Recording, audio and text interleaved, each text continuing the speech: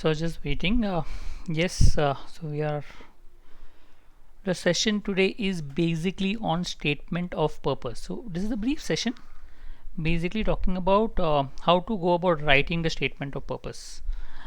Now, before we start with what is statement of purpose, understand this. This is a process which comes after you give the written test. You're qualified, and when you start applying to colleges, and at that time you need to write statement of purpose. Now, statement of purpose will differ from college to college. Some colleges will make you write the statement of purpose. Some colleges will not have statement of purpose at all. Some colleges will directly ask you like what is the statement of purpose. Some will maybe give you a different question, but in the end the idea is to ask you statement of purpose. For example, SPGN doesn't ask you directly what is the statement of purpose, but will tell you to ask you some questions which will in the end of the day mean statement of purpose. IIM Bangalore etc. will ask you directly what is statement of purpose. Anyway, so let's look at what it is. So useful for. So basically when you're applying to B schools abroad, statement of purpose becomes really very important because they do give marks for SOP, and based on SOP will they shortlist students and give calls. So if you have not written a good SOP, it is high chance that you may not get selected, and that is the reason you have some professional people who write SOPs. But then I normally don't recommend that, because what happens is a lot of time the interviewer comes to know that whether the SOP is written by you or by someone else, because SOP should portray what you are. So yes, in foreign universities when you apply, it helps maybe to get it written from someone who is professional, but for Indian B schools I would not recommend that. In Indian B school there is no marks given for SOPs. Usually there is no marks given, okay, but it is used to evaluate in the interview. So you write a SOP, okay, you write a SOP, and when you go for the interview they basically check that the person who is in the SOP, I mean person whom you represent in the SOP, is the same person who is being interviewed. For example, if you write in a SOP that you are really good in communication etc., but in the interview you prove not to be good in communication, automatically you will be out. Same in the SOP, if you write you're a risk taker, and in the interview they come to know with their answers that you're not a risk taker, so automatically you're out. So automatically it becomes very very important that you write your own SOP. But be careful. We'll look at what are the do's and don'ts of SOP in this particular video. We'll also look at what helps to make a good SOP. So these are just pointers, but this will help you to understand what and how to go about writing an SOP. Okay, what is the don'ts? One is avoid copying SOP from others. Specifically, if you're looking at Indian B schools, avoid. Look, because in the Indian B school, the SOP is basically there not to give you marks for SOP. It is basically there to check whether the person who is written in the SOP and the person who is being interviewed is the same. So if you end up copying SOP from others, what others have written, you then, suppose someone who is outgoing has written an SOP, and you write a same SOP, but you're actually an introvert, and when you go to an interview, they make out from your answers that you're an introvert, you're not a person who's written the SOP. There's a chance that they will just reject you then and there. And there are many other reasons. Understand, there's nothing something called good qualities or bad qualities. There's nothing called introvert is a bad quality and extrovert is a good quality. It's a wrong notion that only people extroverts who are selected, introverts are not selected. That is not the case. I mean, each college has its own parameters to judge a student for, and if they have own parameters to judge a student for, they will take people who are introverts, they will take people who are extroverts. If you look at the history of successful managers, there have been enough introverts and there have been enough extroverts who have done well in the industry. So if you're an introvert, there's no harm in that. Show what other qualities that you have that can make, and that's the reason you don't imitate others. So a lot of people, what they do is they read others SOP, and once they read others SOP, then they pick up some parts of it, then they copy in their own this one, which is not really good. Same reason, because when you copy someone else, suppose someone has written a quote, okay, and then you also pick up and you also write a quote, but he has written a quote because he is good at quotes, he's been reading a lot. You don't read a lot, so what's the point writing a quote? Okay, maybe you can start with something else, something which suits your personality. Okay, maybe some sport which you're good at, or maybe anything. So be original in your thing. Don't try to imitate others. Understand you are different and you are special in yourself, and that has to come out in the SOP. If you bring that out in a SOP, that will definitely help in terms of trying to market yourself better. Do's: put your own ideas. Don't do for others' ideas. First step is to put your own ideas. What do you want to communicate in a SOP? I mean, you need to have all your ideas. Normally, what I tell people, okay, or what we tell people is write a complete biography about yourself. So everything about yourself which is there. And moment you write everything about yourself, right? So moment you write everything about yourself, you will come to know what are your good and bad things. So what do you mean by everything about yourself? Go to your school days, go to your college days, go to your workplace, and think of what are the good things, bad things, opportunities, threats, successes, failures, learning from your failure, and try to write everything that is there about you. Once you do that, you know everything about yourself, and from these you try to pick up what do you feel that you want to portray about yourself. Among these things that you've written about yourself, maybe some good qualities about you everyone has. Try to pick up and see if you can showcase it. It helps. You may feel it may not be important. If not, then show it to someone else and check out what can be important. Because I really clearly remember in one of the colleges SOP, in one of the colleges when we were writing the answers, so the person didn't have any great extracurricular activities, and we tried to figure out what else he could have had. But he had organized some Ganesh festival in his colony, and Dahi Handi in his colony, and he that itself showed qualities which are where he can take initiatives and organize things. So we try to portray that in his whole answers to show his qualities, and that helped. So in that case, try to figure out your own ideas, and your own ideas will definitely come when you write your own biography. You will know exactly who you are, what you are, and accordingly your answers would be much better in that case. Make it different. Don't try to look at others and put your own answer. Try to make it different as far as possible, right? So everyone has a difference, so make as far as possible your SOP a little different from others, right? Because you're a different person. Remember, you're not the same as this one. The moment you copy ideas, you copy someone else, it becomes a very routine thing which everyone has done. So then it becomes a boredom for a panelist. But if you try to make it different and maybe your own quality, then a person who's reading you may find it a little different from others, and that could make it more interesting. Remember, they want diversity, and diversity comes when you show your own qualities and see how you're different from others. Get it checked before submitting. Now when you write your own, obviously you're bound to make a lot of mistakes, which is there. So it's very important to get it checked from someone who is experienced before you submit the SOP, because then is where you will know where you're doing correct and what you're doing wrong. Okay, so ensure that you get checked and then only submit it, because if you have done some blunder, I'm sure a expert person will be able to find out and then give you a rectification on that. So important to get it checked. Okay, now next part of the thing is we'll look at what all to include in the SOP. Okay, so one is brief background about yourself. Normally in most SOP, it changes. I am not telling you this is not a standard.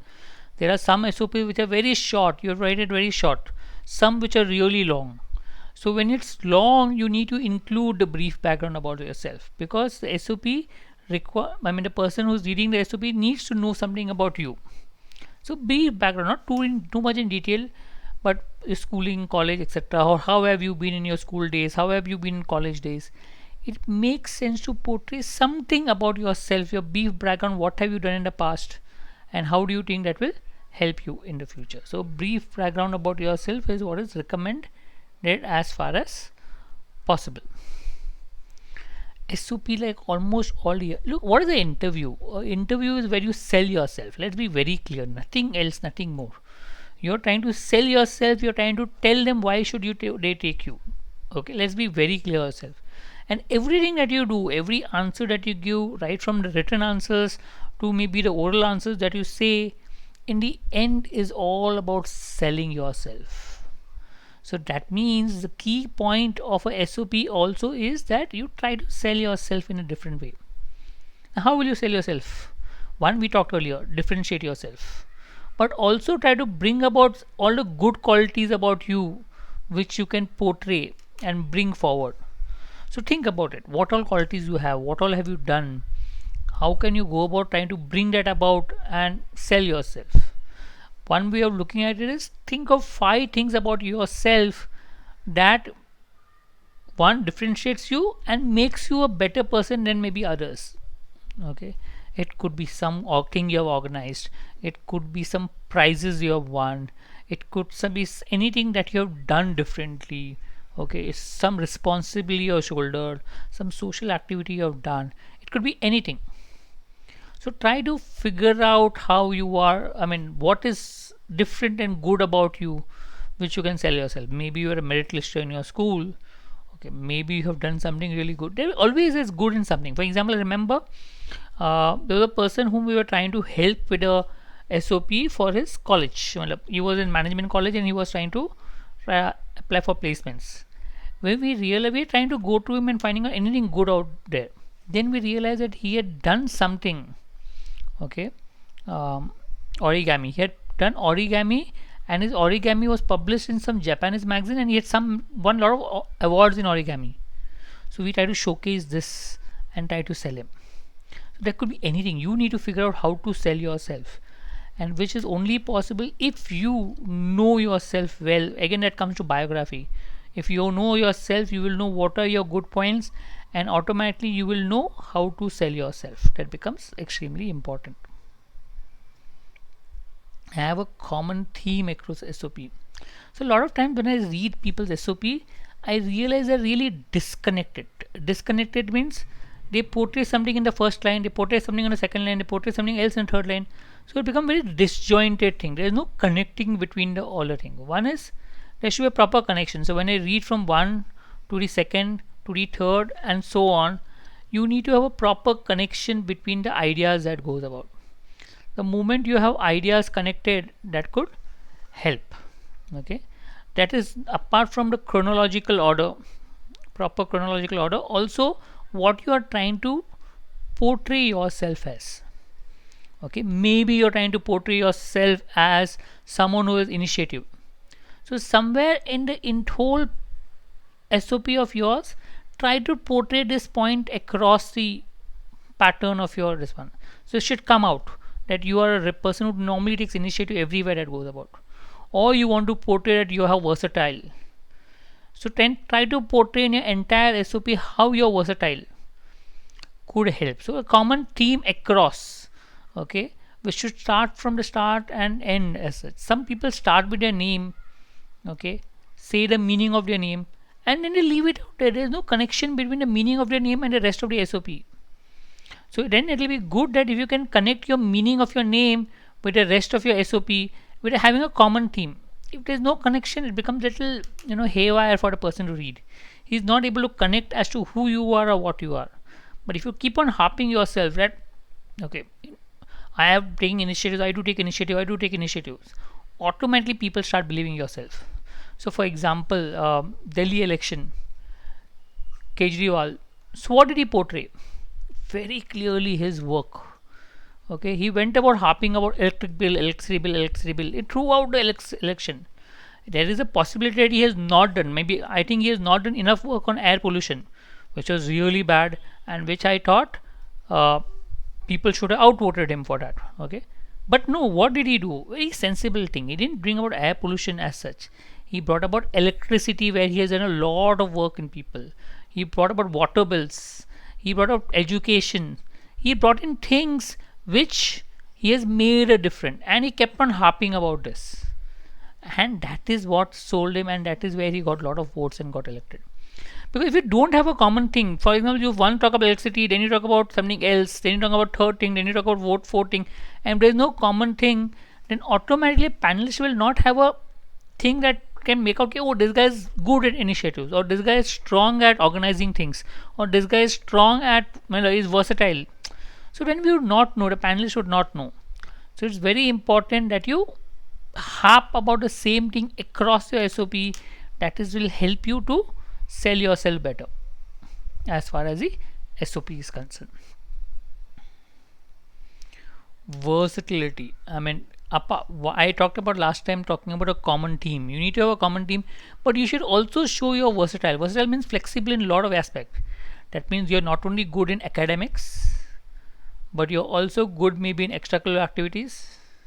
You may be good in organizing thing. You may be good in sports. You may be good in your hobbies.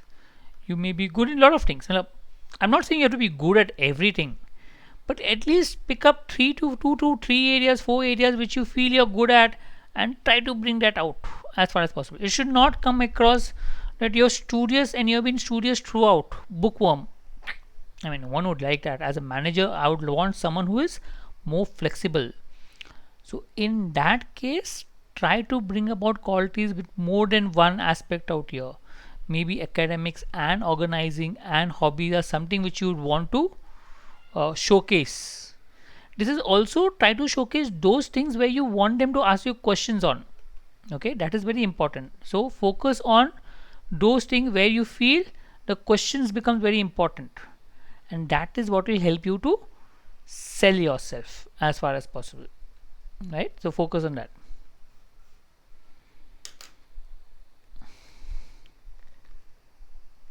Okay, so my video has got stuck. My PPT has got stuck. I will just try to wind up out here in case of this, but I covered most of the things. So if you look at what else to include in a SOP, I'll just touch upon maybe a couple of things that you need to do in a SOP. One aspect also about SOP is that you need to mention about a college you're applying to. What is good about a college? And how will it help you to achieve your goals? Okay, that is one more thing that you need to mention as such, because when you're applying to any college, like right from maybe IIM Bangalore or Ahmedabad, when you're writing SOP, you need to say what in the college will help you. What is specialty? Why not go to IIM Ahmedabad than go to IIM Bangalore? There should be something in IIM Bangalore that like. So a lot of people, I know people who have gone to IIM Calcutta leaving IIM Ahmedabad, and vice versa. So in that case, they should know why they prefer one over the other. What is so special about the college? Because the college also likes to listen something good about themselves. So in that case, it becomes very important that you try to sell about a college as far as possible. That normally helps. So sell about a college. Okay. Also, one more thing is basically statement of purpose. If you read the name, is the purpose of doing an MBA. That's the basic idea of statement of purpose. That means one of the important parameters and the whole idea about the statement of purpose is you should be able to connect your background, what have you done, to maybe what you have done with regards to